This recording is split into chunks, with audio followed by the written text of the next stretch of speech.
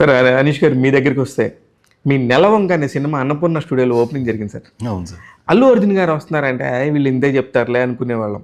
అప్పుడు మేము అనుకున్నాం ఎందుకు వస్తారు, ఎవరో తెలియదు, ఎవరు బంధువు కాదు, మీరేమి చుట్టమా, మీరేమన్నా లేదు, మీరేం చుట్టం కాదు, అలాంటిది ఎందుకు వస్తాడు. అప్పటికేంటి బన్నీకి మంచి హిట్స్, బ్లాక్ బస్టర్ హీరో, అయిపోయింది.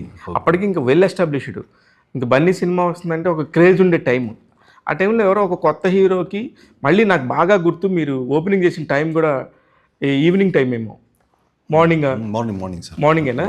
ఆ టైంలో ఎలా వస్తాడు అంత పెద్ద స్టార్ హీరో, ఎవరో కొత్త అతని కోసం అనుకున్నాం సార్. అలా వచ్చి అల్లు అర్జున్ అలా దిగ్గానే నాకు ఇంకా గుర్తు. మీరు ఇంకా చాలా ఉండేవారు, చాలా చిన్నగా ఉండేవారు. టక్మని షాక్ అయిపోయాం.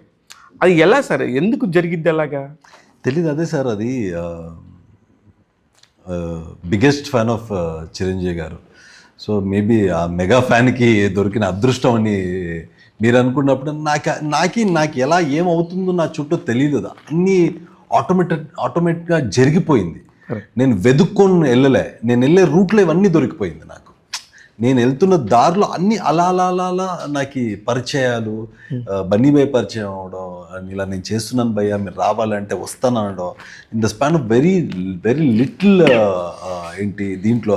అదే కాదు, నా కన్నడ సినిమాలకి బైట్స్ ఇచ్చారు, సాంగ్స్ లాంచ్ చేసి ఇచ్చారు. ఈ he's help me a lot. Kannada cinema అయినప్పుడు నేను అడిగినప్పుడు బన్నీవాస్ గారు త్రూ అడిగాను, ఇట్లా భయ్యా నాకు చేస్తే బాగుంటుంది, 100% చేస్తాను అనీష్ అని చేసి ఇవ్వడం. అది ఏంటంటే ఇప్పుడు తను చెప్పినట్టు ఆ సినిమాకి ఏం కావాలో ఆ సినిమా తీసుకుంటుంది.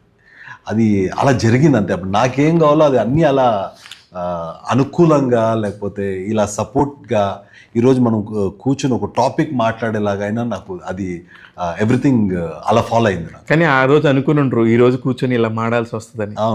Beautiful moment, very beautiful.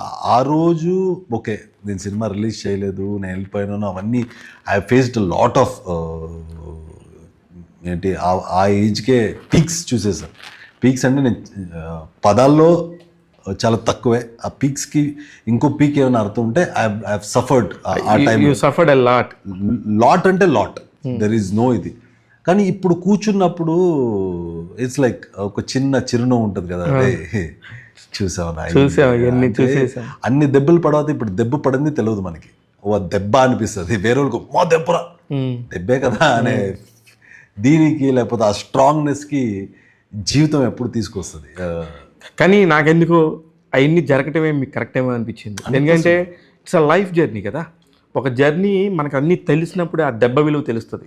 ఏ దెబ్బ తెలియకుండా పెరిగితే అక్కడ ఫలానా దెబ్బ తగిలినప్పుడు మీకు ఎలా తెలుస్తుంది? తెలియదు కదా. అందుకే దేవుడు అప్పుడు పంపించేసి ఇప్పుడు ఒక మంచి మంచి ప్యాకేజ్తో వచ్చారు, ఒక డైరెక్టర్ లాగా, హీరో లాగా.